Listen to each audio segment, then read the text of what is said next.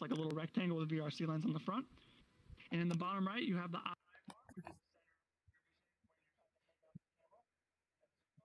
And this is mostly for desktop modes, so you don't have to worry about it too much, but it's nice and easy to set it there. And then the hand mount your camera for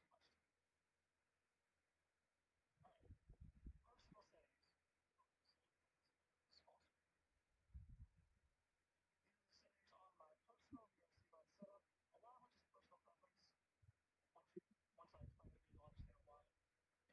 settings. Small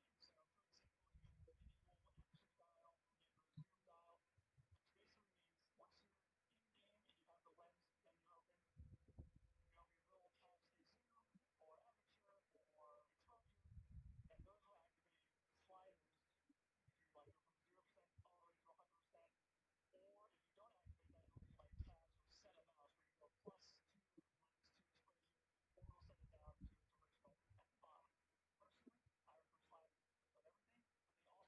or it'll set it down to its original at the bottom. Personally, I prefer sliders of everything, but they also take up a slot, which we'll get into in a bit. Other settings such as focal length, that's just what you want to reset when you start up VRC lens, and you can change that in game, so it really doesn't matter too much, it's just what you usually prefer. Same thing with aperture, which is aperture, sliders, all that kind of stuff.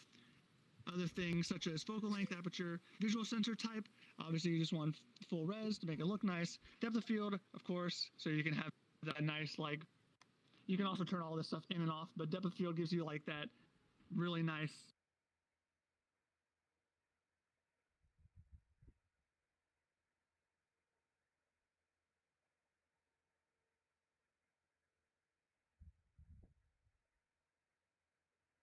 Whatever that's focused on, where you touched, that's where it's going to auto brighten.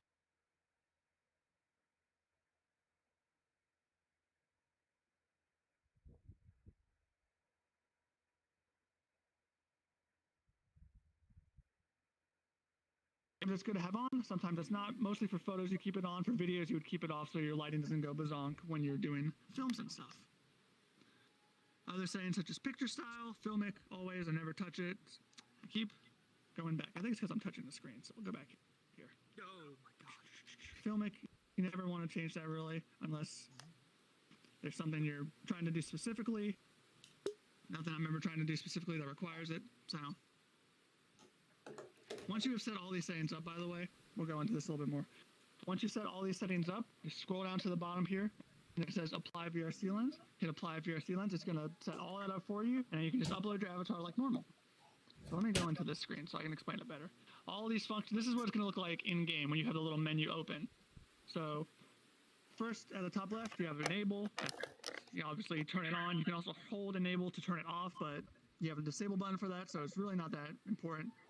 You have your advanced settings, which includes auto exposure, like I explained before, depth of field, your auto HDR, which makes it high definition automatically, your portrait, so you can keep it like landscape or vertical, so you can get those nice Instagram selfies. Stabilize. Stabilize is a very, I can't stress this, very important function when you're doing videos. Stabilize allows it so if you've ever seen a video with someone holding a VR camera, it's shaky, it's crazy looking, it doesn't look great, but whenever you have Stabilize on, it automatically takes out that shakiness and it looks infinitely nicer. So I always recommend keeping that on when doing films or even when doing photos, so it's less shaky when you're shaking your hand.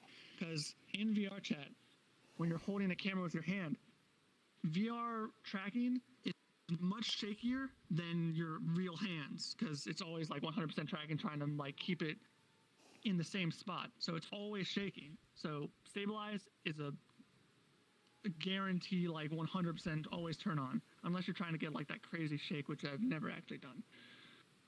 Filters, the filters in my opinion aren't that great. There's some cutesy ones, but I never really touch it. So we'll go into more settings at the top. Drop at the top left, you can see drop. That's when, kind of like the setting on VRChat's original camera, you just drop your camera wherever you are, you can move around, you can leave, but this drop function ties into something else important, which I'll get into in a second. Focus point, never really touch it. It's just to focus, it's just to move your focus point without your finger. I always just use my finger, so never really touch it. All right, so let's go into advanced. Once you go into advanced settings, you'll go to the right screen, which has the drone, the more, the avatar autofocus, those focus. So I'm gonna go to drone last because that's the most important. Aperture, all right. Aperture in real photography terms means this lens is opening up to allow more light in, basically.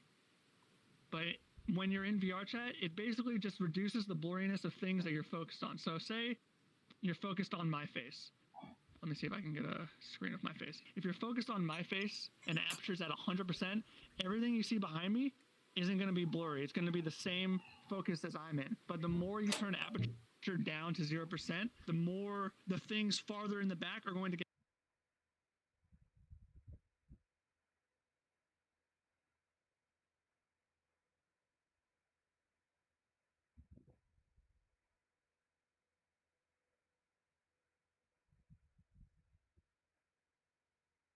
be blurry pretty much. It's just like in VR chat terms, it's a blurry setting is what I always call it. And let's go back. Once this thing stops going crazy, let's just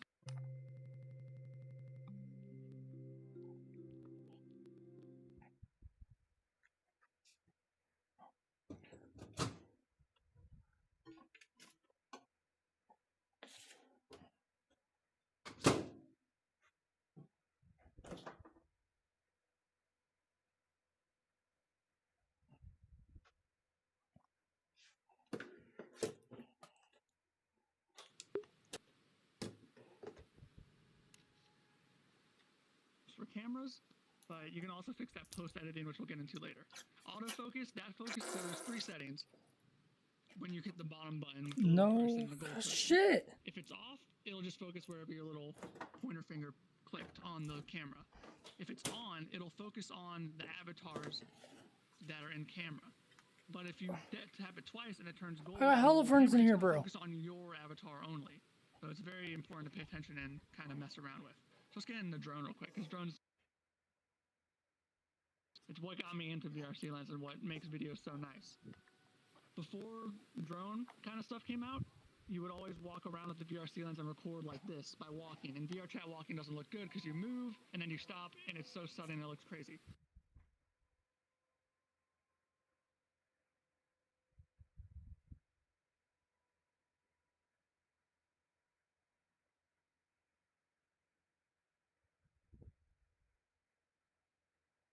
Important function to get a part of. You can set pivot points. It'll just spin around your point of focus, which is good for, in this example, what I've done for music videos or other kinds of things where you just want to center target and you want them to pan around them. It's such an important tool for filmmaking, in my opinion. In the bottom left, we have depth of field, like I explained already, all this auto exposure settings you can basically just turn on and off in Unity and then turn them off here. At the very bottom, these are settings I found very important as of late. Grid helps you center things because it puts lines on the camera to help you figure out where the center is. And then you have, what's it say?